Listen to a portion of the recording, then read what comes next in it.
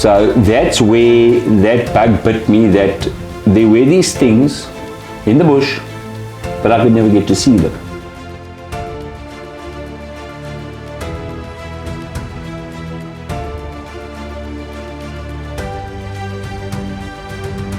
So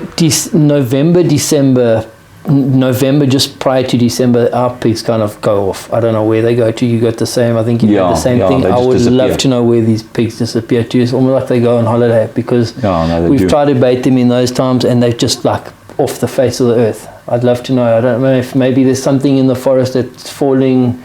That probably other food source, because that's what they go after. They go after food sources. Nature's amazing, because there's always something in a specific time of year. The white stinkwood berries fall and they like that, and then into peanut season, and then guavas now in winter, guineas are falling, and then it's back to maize season again. So well, I mean, you talk like that. 2 years ago we had that locust.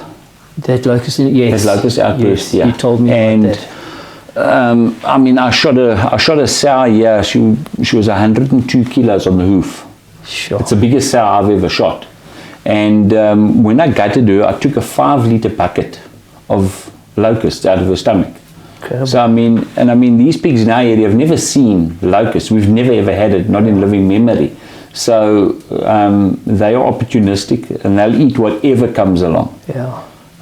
Which was interesting. I mean, I didn't even think of it that they'd eat that. And they climbed into the locust like you won't believe. Sure. We shot a pig once that had a speedy exhaust metal tag in its stomach, and a close to town keyring, those little plastic keyrings inside the stomach. But incredible. Like you say, they are opportunistic and they'll scavenge, and they'll eat anything. Yeah, incredible things, man. And overbait, as in carcasses. You ever shot them over like a dead cow, or is that how you start your baits off? Most of the time we'll start it off like that. If you've got a good trail, just maize, where you're utilizing it often. If you know that within a week a pig's going to walk past there, and I found around here our pigs normally go in a 1-week cycle. They'll check a place weekly, perhaps 2 weekly. Okay. So if you know that there's a path where you find tracks on, put mealies down if it's in a suitable place, and then normally within a week or 2 you're going to get a hit. And once they found the food, they start. Then you just got to build a pattern. That's keys, consistency. You got to feed them. It's a lot of work. People don't realize how much work goes into baiting pigs. It's an insane amount of work to get a pig eating regularly. And then I mean, those guys, you can set your watch by them just about. Correct. Most of the time, if they're coming in at 8, you can get there 10 to 8, and at 8 o'clock that pig's going to be in there. Except if they've been educated.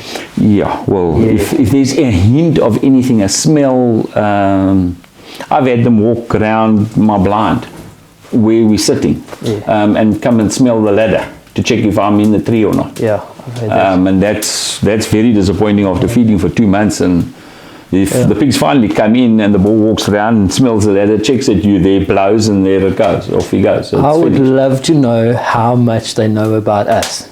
I mean, they're clever. They are so sharp, and incredibly clever. We've hunted them for a number of years now too, and I often think, cheapers, how much do they actually know about us? Because I mean, they've got us pretty much worked out.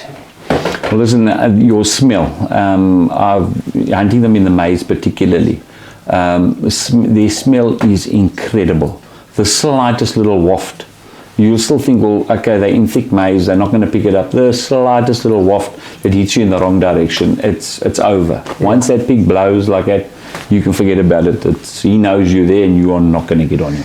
Different colors of pigs, Have you ever shot anything on the white side? I've shot, there's 2 examples there, black pig and a lighter colored pig, and then you get the reds and that.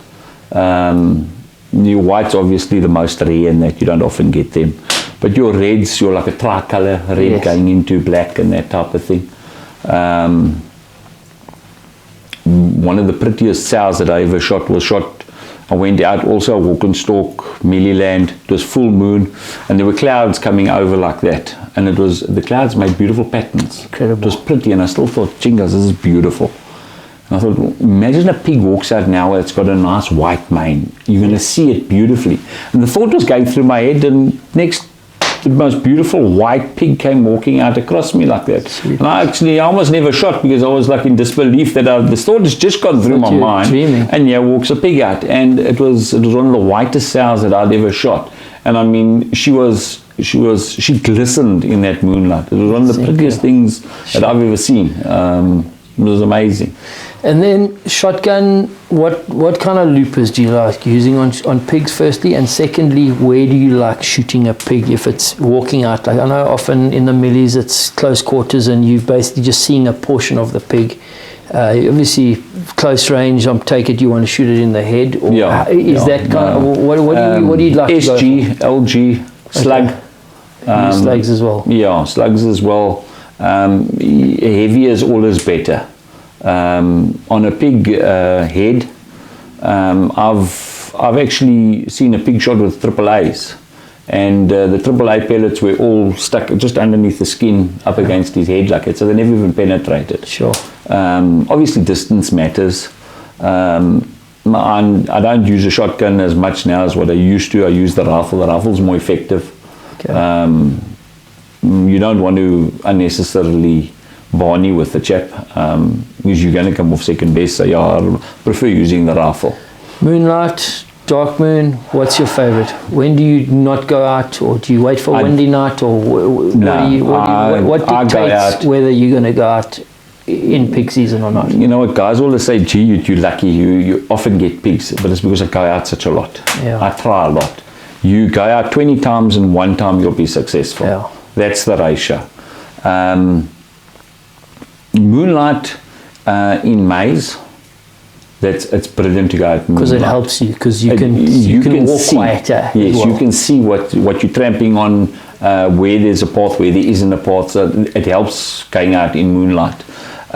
If you're going to go and sit in a tree stand and you don't have a rear satellite, or you're not shooting with night vision or something like that, it's brilliant going in moonlight. If you do have access to a rear satellite or some sort of a night vision or something like that, then it's better to go in the dark moon. Okay. A dark moon is better, but there's nothing nicer than watching pigs in full moon. Yes. I mean, that moonlight on a bunch of pigs is, I mean, it's fantastic. And having pigs all around you in the millies. That is something brilliant. Special. It's a brilliant experience. Okay, so I know we're probably going to come back to bush pigs, Leon, because I'm also passionate about them, and like you say, it's an absolute privilege to hunt them. People don't realize what a privilege, and I suppose you probably get lots of people asking you to come pig hunting with you, or people want to come and shoot a pig, but the key word there isn't, it's a flippant privilege. It's an absolute privilege, and people don't realize how special they are. So you would probably prefer just to hunt them yourself, because it's a spiritual connection with that pig. Like you have what I have with them. It's something special. No, definitely. I mean, guys have, what's the going rate on a bush pig now? 6,500 rand. Yeah, and that's probably too cheap. Far too cheap. It is, with the amount of work. I mean, a pig is a minimum of 2 months' work, if you're lucky. Correct. And then it's hours. It's where it is most of the time. It's not it's not outside on your porch. So yeah, it takes a lot of effort, it's long hours. So yeah, guys have asked me and all of that, and I've just said, man, listen, it's my special thing. When I do it, I do it for myself. I have taken 1 or 2 guys, friends, and that out and gone out with them and that. But you got to be a very special friend. I'm sure. You told me a story once, and maybe you can just share this with the viewers of those pigs that were eating in a donga, and there was a little hole. And that was on dead animals. The dairy throws away their calves that die and that type of thing, and all of the stuff gets thrown in one place. And I had a friend that used to go hunting. Him and we would tag team these pigs. Our arrangement was, if he went with the shotgun, I would go with the rifle. If I took the shotgun, he would go with the rifle. Okay. And the guy with the shotgun would approach the hole. The guy with the rifle would stand back, and then he'd take the scragglers out, and the guy with the shotgun, he gets to shoot first. And on this one particular night, he had taken the rifle and I had taken the shotgun. So just explain the setup as in the hole. It's like there's a hole, and then where the guys drag the cows in, there's, when I say a hole that they come through, it's basically a pathway that's been eaten out in the ground. Like a donga type. It's a donga, and there's a bigger donga behind it where all the animals get thrown in. Okay. And the pigs used to literally walk down the little path, and it's narrow, one pig at a time. You got to go single file down there. Okay. And it's quite deep. It was probably like a meter deep, the furrow running into the big donga, where all the dead animals are. And the big donga was what, 4 or 5 meters deep? Probably like three meters deep in that. And over the years it had filled up quite a lot in that. And anyway, that night I had the shotgun, he had the rifle, so he was standing back. And I walked up to the furrow, and back in those days we didn't have night vision or anything like that. It was a good old torch. Put the torch on, and I couldn't believe it. Yes, stand 3 beautiful big pigs, so shoulder to shoulder, all standing and looking back at me like that. So I was like, eeny, meeny, miny, moe, I'll shoot the one in the middle. Shot it, but you know, a shotgun, it smokes. Okay. Below of smoke like that. And the first thing was I stepped back because I knew they're going to be coming out of that channel at high speed. And how far are you from the channel? You at it? You like a meter? Well, it's maximum 2.5 meters away from it. So they're coming. So I step back and like it, and out of this shotgun smoke, bursts the first pig. And well, there was no time to shoulder it. You shoot from the hip. But I mean, I must. And anyway, double barrel shotgun, open it, reload. Another pig came flying out. I had another crack at that one. Turned around and I shot at the other one that was running. And now the guy with the rifle, I hear him fire a shot. So I thought, well, that's lekker. That's pig number 2. We good going here now tonight. And more pigs start peeling out. So it's Christmas, climb in.